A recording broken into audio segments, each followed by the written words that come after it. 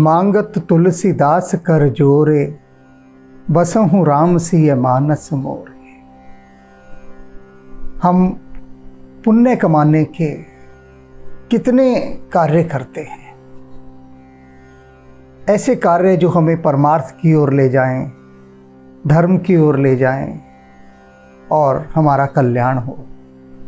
न जाने कितने कार्य करते हैं, भक्ति करते हैं, पूजा करते हैं, ध्यान, योग, जप, तप, न जाने क्या क्या करते हैं, किंतु किसी का भी फल मिल क्यों नहीं पाता, या मिलता भी है तो बहुत कम मिलता है। स्वभावतः जितना मनुष्य भक्ति करता है उतना वह फल प्राप्त कर नहीं पाता। कारण क्या है? कुछ तो कारण होगा। अब प्रेम भाव से न जाने कितने लोग राम का नाम जपते रहते हैं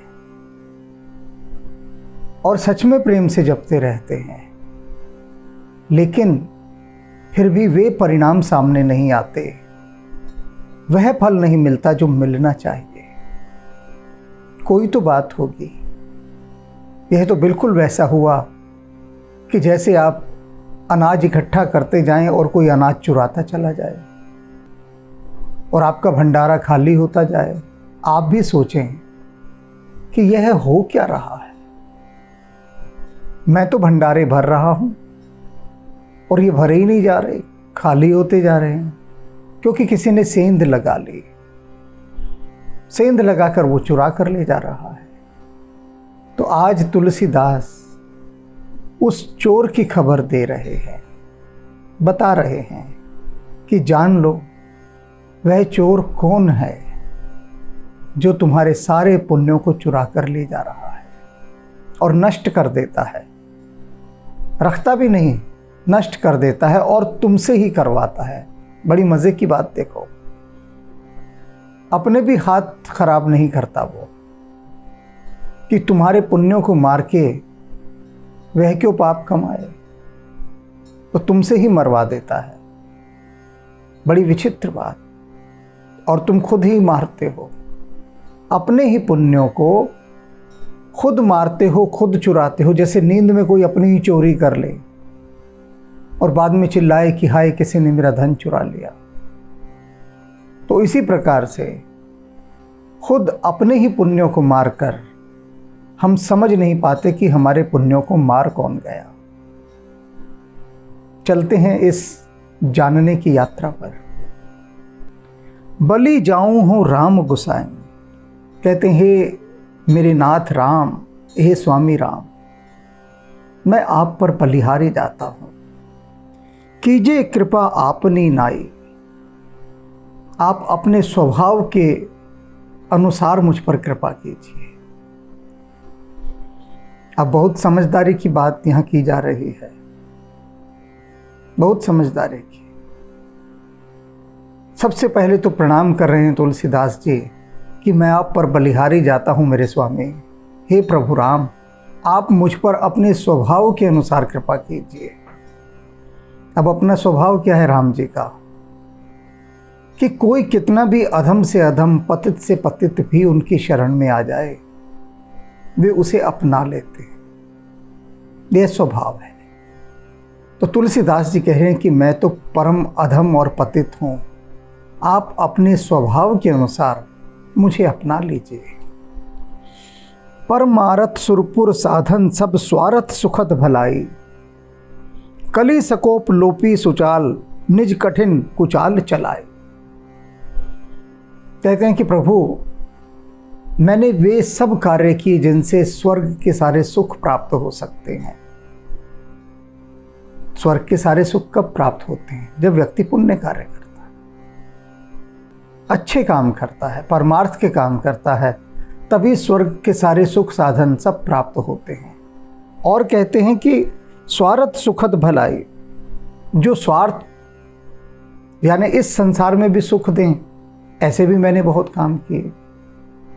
भलाई के कोई कमी नहीं रखी काम करने में। लेकिन इन सब के बाद भी इतने सब अच्छे कामों को करने के बाद भी ये जो कलयुग है ना, ये कलयुग क्रोध करके मेरे सारे पुण्यों को नष्ट करवा देता है। ये जो कलयुग रूपी क्रोध है, अब यहां समझ लीजिए बात कि जितना भी आपने पूजा पाठ किया, अच्छे काम किए, भलाई की, और फिर आपने क्रोध कर दिया, तो जितना कमाया था ना, समझ लीजिए सब जला डाला। ये जो क्रोध की अग्नि है, क्रोध की अग्नि आपके ही पुण्य को भस्म कर देती है। सबसे पहले बाहर वाला तो कोई बाद में जलेगा, आपके क्रोध से बहुत बाद में जलेगा। सबसे पहले स्वयं जलना पड़ता है, अपने भीतर भट्ठी लगानी पड़ती है, स्वयं आग लगानी पड़ती है। जब हम खुद एक जलती हुई आग बन जाते हैं, तब हम किसी दूसरे पर क्रोध करते हैं। भाई, अगर तंदूर में रोटियां सेकनी है तो तंदूर को पहले पूरा तपाना होगा ना, खूब गर्म कर देना होगा आग से भरकर। तो ये जो हमारा शरीर रूपी तंदूर है, पहले हम उसे खूब तपा देते हैं कि अब दूसरे को इसमें जलाएंगे, लेकिन पहले तो स्वयं जल गए। और क्या जले? हमारे पुण्य, क्रोध करने से।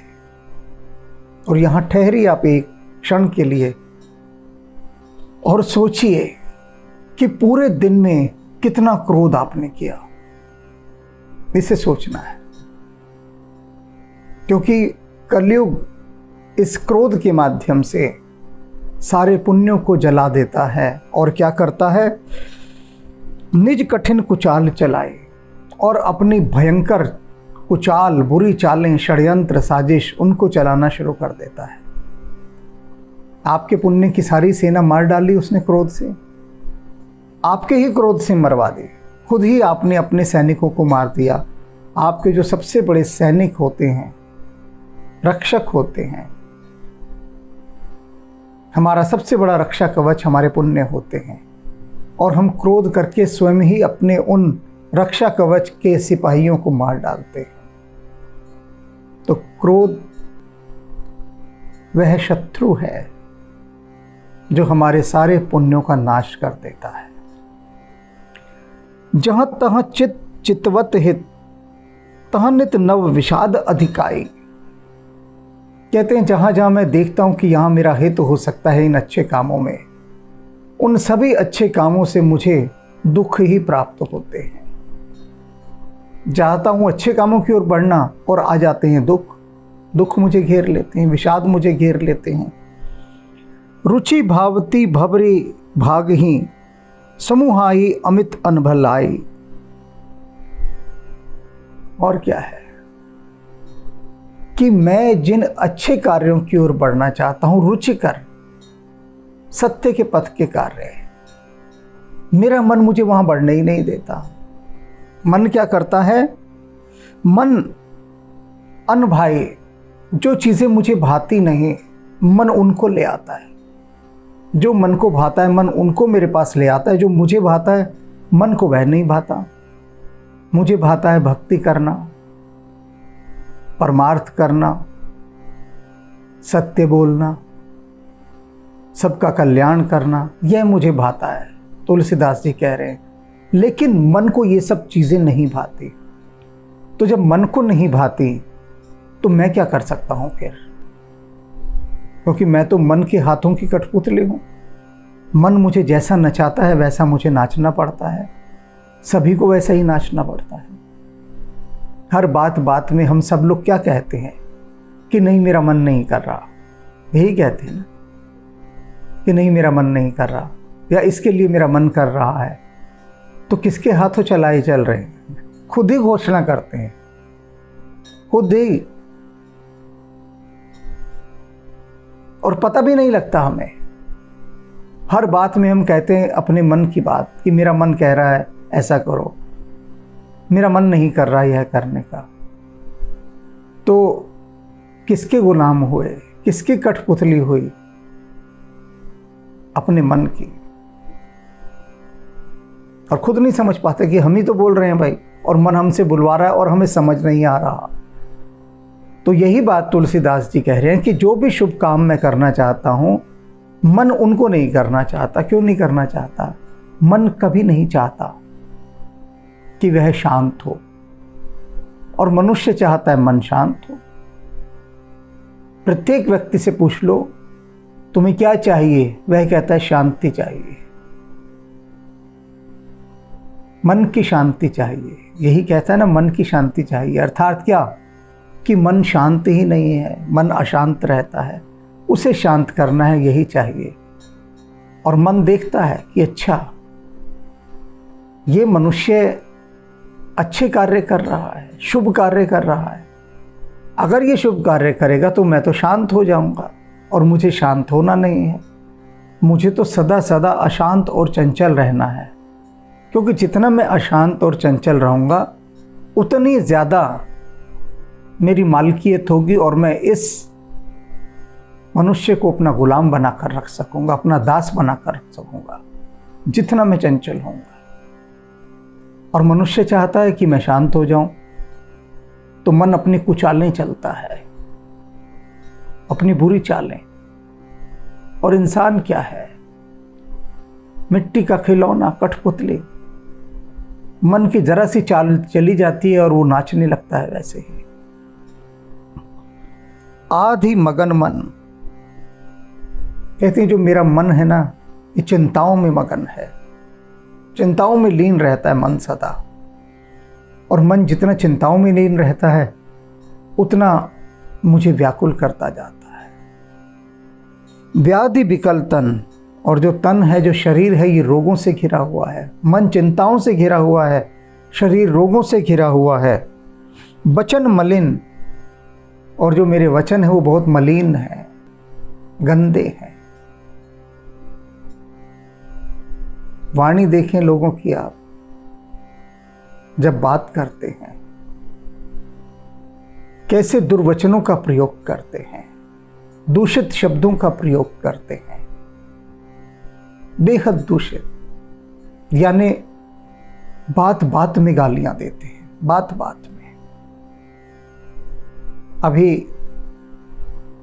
कल मैं एक सीरीज देख रहा था,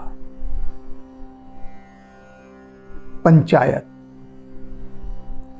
और वह सीरीज जो है मात्र इसलिए देख रहा था कि वहाँ जो स्थानीय भाषा है उन लोगों की, जो वो बोल रहे हैं, बहुत मधुर है।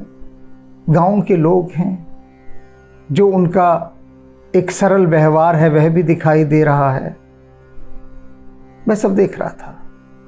तो उसकी अंतिम कड़ी में एक विधायक दिखाया जाता है। वहाँ का जो विधायक है, जो ग्राम पंचायत के सचिव से बात करता है, उसके लिए तुलसीदास जी ने कहा है वचन मलिन। विधायक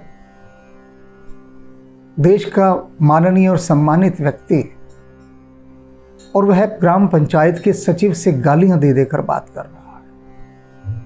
उसकी भाषा आप देखिए। तो ये जो कई चलचित्र हैं, ये आईना दिखाते हैं बिल्कुल। और कितनी कितनी बार हमने सुना है कि मंत्री पत्रकारों से, सरकारी अफसरों से ऐसे बात करते हैं जैसे गुलामों से बात कर रहे हैं। उनकी भाषा में गालियां ही गालियां होती हैं, गालियां ही गालियां। देश कहां से आगे जा सकता है? आप कभी कल्पना कर सकते हैं कि लाल बहादुर शास्त्री गाली दे रहे हों? सोच भी नहीं सकते, कल्पना दूर दूर तक नहीं कर सकते कि लाल बहादुर शास्त्री गाली दे रहे हों, सरदार वल्लभ भाई पटेल गाली दे रहे हों, डॉक्टर राजेंद्र प्रसाद गाली दे रहे हों। कल्पना में भी नहीं आ सकता, कल्पना में भी। और ये जो वर्तमान राजनेता हैं, अधिकांश वर्तमान राजनेता देश के अहंकार में भरकर कितनी गालियां देते हैं, दूसरे को कीड़ा मकोड़ा समझते हैं। अब वो ग्राम पंचायत का सचिव, उसको विधायक ऐसी ऐसी गालियां दे रहा है कि मैं उनको सुन भी नहीं पा रहा था। पर क्योंकि उसे देखना था तो सुननी थी, जानना था कि यह चरित्र है हमारे देश के राजनेताओं का, जो दिखाया जाता है वह चरित्र है, तो फिर प्रजा क्या सीखेगी? जब वह देखेगी उसके देश का नेता मंच पर या इत्यादि स्थानों पर खुलेआम ऐसी गालियां दे रहा है जो सड़क का एक आवारा इंसान देता है, एक बदचलन इंसान देता है, वह ऐसी गालियां दे रहा है, तो प्रजा के हृदय पर क्या छाप छूटेगी? क्या वह ऐसे नेताओं के चरण स्पर्श कर पाएगी? चेले चपाटे करते हैं तो करते हैं, प्रणाम प्रणाम मंत्री जी प्रणाम, वो भय और लोभ के कारण कर रहे हैं, सम्मान से नहीं। वो जो अभी प्रणाम कर रहे हैं, थोड़ी देर में चाय समोसा खाते हुए झुंड में गालियां देते हैं अपने उसी मंत्री को, उसी नेता को। तो जो सबसे बड़ा अहित हुआ ना इस देश का, कि जो राजनेताओं की अब फसल आई, उसमें चरित्र नहीं है, अध्यात्म नहीं है, धर्म नहीं है, मानवता नहीं है, अधिकांश खेप। तब प्रजा क्या सीखेगी? तो वही तुलसीदास जी बात कह रहे हैं कि वचन मलिन, मेरे जो वचन है, जो मैं बातें करता हूं, बड़ी मलिन है, वाणी दूषित है, झूठाई और झूठ ही झूठ भरा हुआ है उसमें, और कुछ नहीं है, केवल झूठ। जैसे कि कोई गंदा नाला, कोई गटर। अब गंदे नाले और गटर में क्या होगा? कैसी दुर्गंध होगी, गंदा पानी होगा। तो तुलसीदास जी कह रहे हैं वही स्थिति है मेरी, कि वाणी में झूठ और दुर्वचन भरे हुए हैं, गालियां भरी हुई हैं। ऐसा मेरा व्यक्तित्व हो गया है, क्योंकि कलयुग ने मुझे ऐसा कर दिया है। कलयुग के अहंकार ने, क्रोध ने, इन सब ने मिलकर मुझे इतना दूषित, कलुषित और मलिन बना दिया है। किंतु तुलसीदास जी कहते हैं मैं फिर भी निराश नहीं हूं। क्यों नहीं हूं? आपके स्वभाव के कारण नहीं, आपके स्वभाव के कारण। क्योंकि मैं इतना सब पतित, मलिन और अधम होते हुए भी आपके द्वारा अपना लिया जाऊंगा। एतहु पर, इतने पर भी तुमसो तुलसी की प्रभु सकल स्नेह सगाई। इतना सब होने के बाद भी, इतना निकृष्ट और अधम होने के बाद भी आपने जो स्नेह की सगाई मेरे साथ की है, आप मेरा साथ नहीं छोड़ सकते। यह आपका स्वभाव है। मैं चाहे आपसे विमुख होता रहूं, लेकिन आप जो एक बार प्रेम और स्नेह का संबंध बना लेते हैं, फिर आप नहीं छोड़ते। आप यह कहकर मेरा त्याग कभी नहीं करेंगे कि तुलसीदास तो देखो इतना मलिन, पतित और अधम है। आप नहीं करेंगे। यही आपका स्वभाव है, यही आपकी बड़ाई है, यही आपकी वृद्धावली है। और बात सही है। यदि ये पतित से पतित मनुष्य शरणागत हो जाए राम की, तो राम उसके दोषों के अंधकार को अपने तेजस्वी सूर्य से, अपने राम नाम के सूर्य से, राम नाम के प्रकाश से उसके सारे अवगुणों के अंधकार को मिटा देंगे। यही राम की महिमा है। और हमें अपने इन कुकृत्यों पर दृष्टि डालनी है, अपनी वाणी को देखना है, अपने व्यवहार को देखना है, और कलयुग की चालों को समझना है।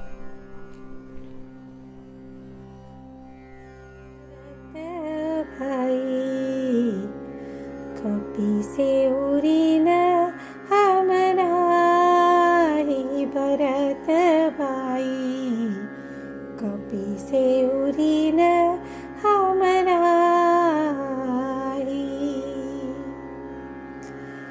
कपि से उरी न हमनाहि भरत भाई, कपि से उरी न